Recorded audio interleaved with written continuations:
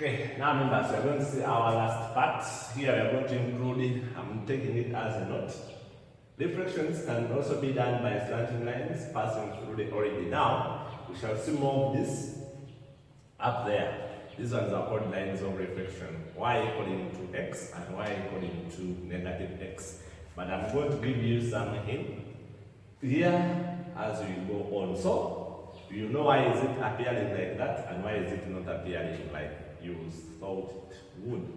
So we have these lines including why we've been seeing vertical and then horizontal. But now we also have slanting lines. The most commonly used lines are these ones, y equaling to x. They are passing through the origin. You know why when it comes to lines, equations of lines. Then this one, y minus x. If you don't give it this way, they give it like this. They take this sign. We saw that corrective like terms. Or when something crosses an equal sign to sign, then it becomes negative. So another one is y equaling to negative x. Or when you take this side, it becomes positive. So that those are the two ways. So this one is drawn like this. You see it passing through the origin. So this is y equaling to x. And then this one is equaling to this. It passes through the origin also, but for it is slanting downwards. This one is slanting from left to right, upwards. This one is from left to right, but downwards. So those are the lines we have, slanting lines, and we can also use in reflection. So most of the work here is going to be your exercise. Anyway, so let me first go through the first. In pairs, find the image coordinates of the points below when they are reflected in given lines. So this is the line. Why did it not? We said the distance should be the same and perpendicular. This distance should be perpendicular to the line of reflection. And also this one should be perpendicular to the line of reflection. The same here, the distance should be perpendicular. So here we use set squares. I don't know. I failed to get a set square, but let me use this as an example here. The set square looks like this. So use set squares. So this distance should be perpendicular. So you put it like this. So if you put it like this, you see that it's perpendicular to this. So then you measure that distance and you come and you measure it that side. So that's what you need to know. Here we are going to use set squares. Those triangles, triangles you have in your sets. That's what we call set squares. So after that now, you will be able to get these points here. Now in this activity, the diagram below shows an image of a certain figure. They are giving you this. Then find the coordinates of the object if the figure was reflected in the line y equaling to 0. We saw in the previous lesson, we saw y equaling to 0, which axis is that. Then x is equaling to 0, which axis is that. Remember, in the previous lesson, I think we remember most of you. Then also y equaling to 1. So you are going to consider when y is equaling to 0, which line is that? Then this was reflected in that line. It means that you now want to get the objective because these are images, image coordinates. I see that? So now, we are going to consider first when it's reflected in this. Second when it's reflected in this. Then the third when it's reflected in the line y equaling to 1. Then you get the objective coordinates in that order. Anyway, if I'm to handle this one, let me do 1 for you here. If I'm to do this, it means that the distance from here should be perpendicular. So this should be a perpendicular distance here. Then I measure.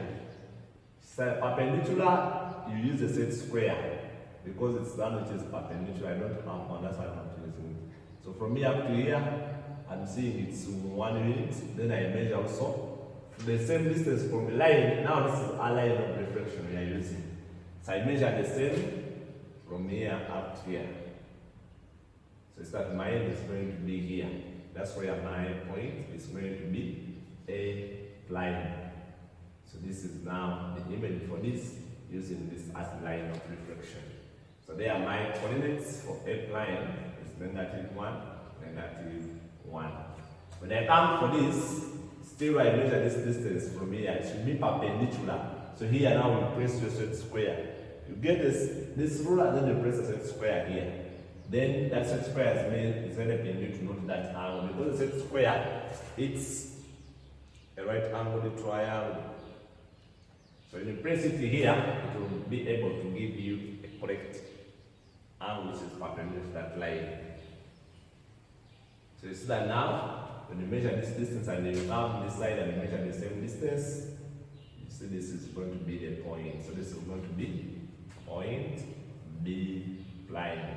Why are the coordinates of B prime? You can say that our B prime is going to be the x is 2, the y is -3. So that's how we use that. So this distance should be the same. We say the distance from the point, from the image to the near line, the same as the distance from the image to. So this distance is equal to this distance. So that's the idea we are using there. The same here. This distance is the same as this distance. So use set squares there. So I think now you can get this. Now from here, you will use the set square, then you know from here up to here. Then you come. The distance from here up to here is the same as the distance from here up to here. So this one is going to be somewhere there when you measure properly.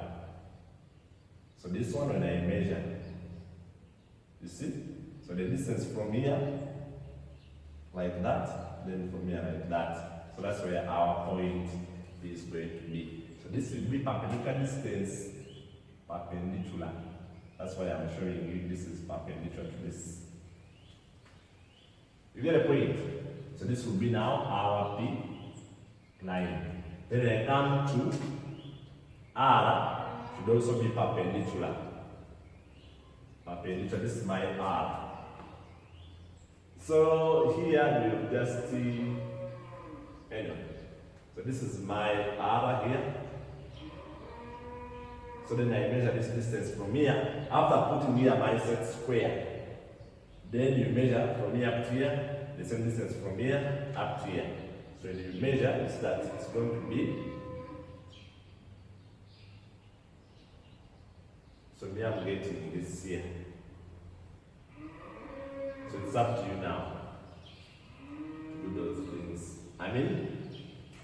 This will be, now if I measure this from here up to here, I have this perpendicular distance from here up to here.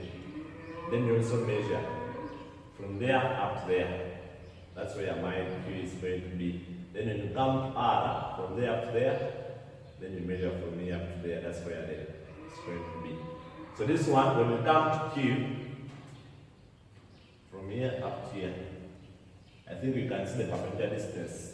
It's here. This should be perpendicular from there, perpendicular, and then this is 2 units.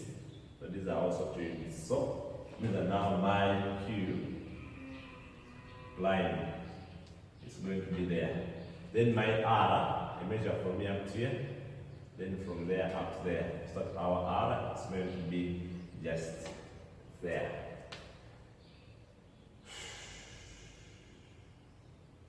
So that's how you handle those 2 things. So here you can set our P line.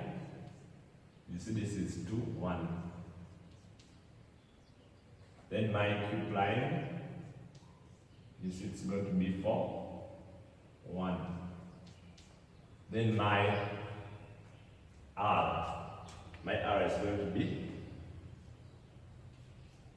it's going to be 4, 2. So when you try to put the 4, 2, it's going to be somewhere there when you measure properly. This is our R prime. Then you join these 2. Why is it similar to that one? Almost.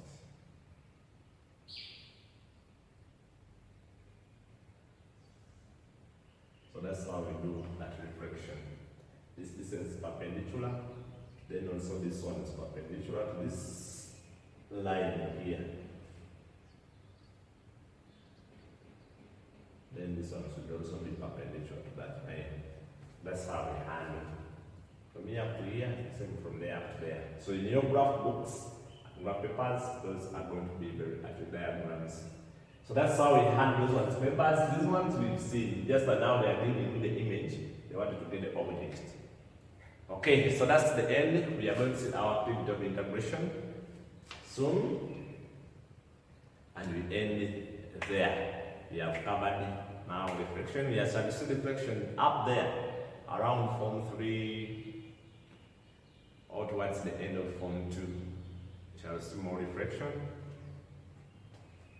What's that in these things here? So that's it. I wish you well.